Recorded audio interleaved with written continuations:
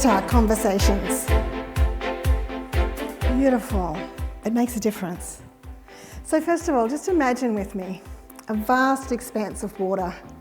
It's calm, it's serene, the sun is sparkling on the water. Can you see it? Are you there with me? And then over here we see, oh, there's Kath, just a bit ahead of me. She's doing some really cool stuff. She's spoken in some amazing places. Look at the difference she's making. Books in all these languages.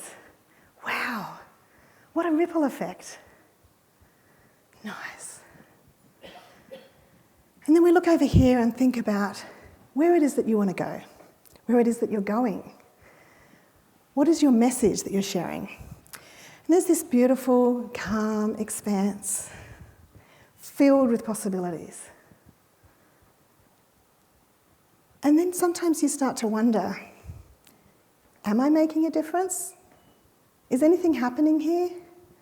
I've just been writing and writing and talking, blogging, vlogging, all the things to get my message out. Kath's got some pretty impressive ripple effects over here. Oh, Hassan and Sarifa too. Who are you comparing yourself to?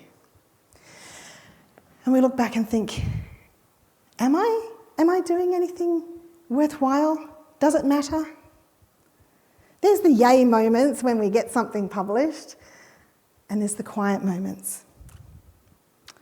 Am I making a difference? I want to remind you of something pretty profound. As you look at this calm water and you're moving through it, the ripple effects are behind you. You don't see so much of the difference that you're making. When you pass by someone in the street, you're like, good morning, and you think, oh, they didn't even respond. You don't know that as you keep going, they're standing there going, did they smile at me? I was seen. I matter. How many things do you do and say that you don't see the impact of? You put that blog out, you publish that book, you put a chapter in a book. Is anyone going to read my chapter or just skip past it? We have these conversations in our head, don't we? So this is what I want to talk to you about. The conversations in our head impact the conversations we have with others. So maybe you can grab a pen and just write down a couple of the conversations you have with yourself about yourself. About yourself as an author, about yourself as a parent, about yourself as a sister or brother, a parent, a child. You know, I've been coaching for nearly 20 years, from 15-year-olds to 75-year-olds, and everyone wants to be a better parent or a better child. They want to have better relationships with people around them. They want to do something good in the world. And they question themselves. So you might write down some conversations you have with yourself like, I've got this. I can do this. I'm called to do this. I need to do this. I'm loving doing this.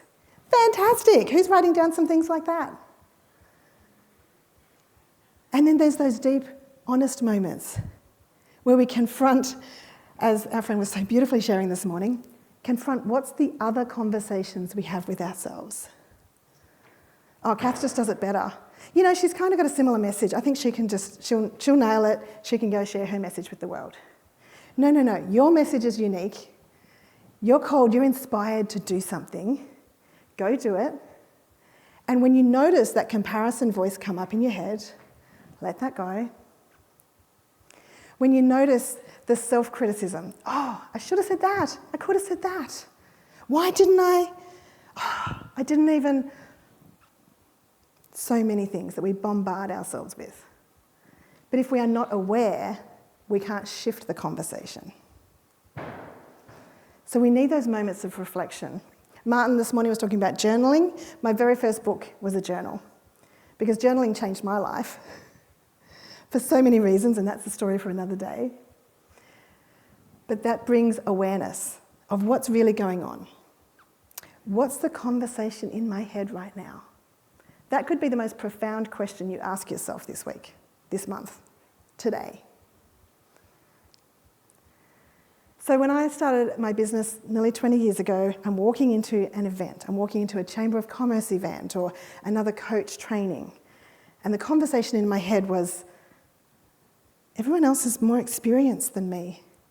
Everyone else is more, they're better dressed, they're better educated, they're older than me. Has anyone fallen into that kind of comparison? You just look around the room, oh my gosh, they're all so inspiring. So this is where we get to choose. Back to that moment where we're seeing Kath with her beautiful ripple effects. We can be inspired or intimidated. We can be envious or encouraged. Wow, she can do that.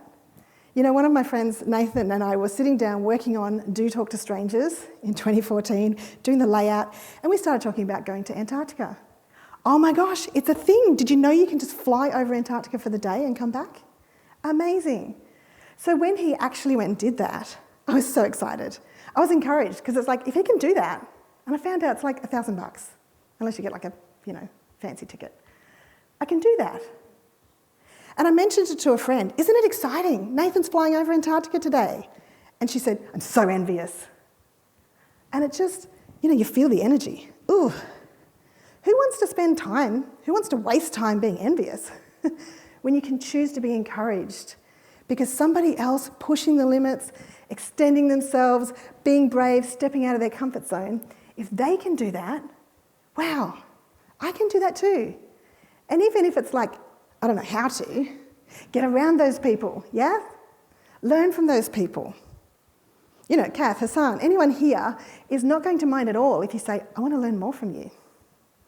You might have a specific question. I'll be like, oh my gosh, I could talk about that for days, but I've got some blogs. Here's a book about it. Go away, do the learning. Stretch yourself, work with a coach. Unpack your thinking so that you can shift your thinking to support yourself to move forward with the dreams and aspirations that you have. Because it matters. Your voice matters. You've heard that from this stage a few times over the last couple of days. It matters. In the last couple of years, I wrote How to Talk to Strangers to decrease anxiety, build confidence, and make a bigger difference in the world. That's all about the conversation in the head. When we have a better conversation here, we can have a better conversation with others. We can walk into an event like this, or a Chamber of Commerce, or any other kind of event, and think, how can I include people? How can I connect people? What are you here for? What are you looking forward to learning? When we start to be of service to others, then the conversation in our head has shifted and the nerves disappear. If anyone wants to talk to me about having the nerves disappear, come chat with me. As we make these decisions, as we choose better thinking, we are literally building mental resilience. We're building our mental fitness so that when we have those moments that really stretch us, and maybe for you it's being on a stage, maybe it's going and connecting with somebody in an embassy or some place that is a little bit foreign and you feel a bit daunted. Whatever it is that is a stretch out of the comfort zone. When you have been practicing, and this is why I say do talk to strangers, you will learn so much every time, but you're also building your capacity to connect with anyone, anywhere.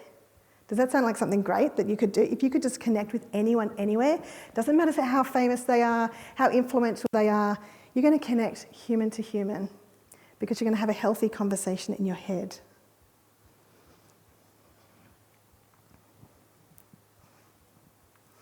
There's one thing that I really, really want you to take away from today. And you've heard me say it before. And I think sometimes, do I say it too much? No, I don't. Remember the ripple effects are behind you? You make a bigger difference than you know. Thank you for being someone's good news story.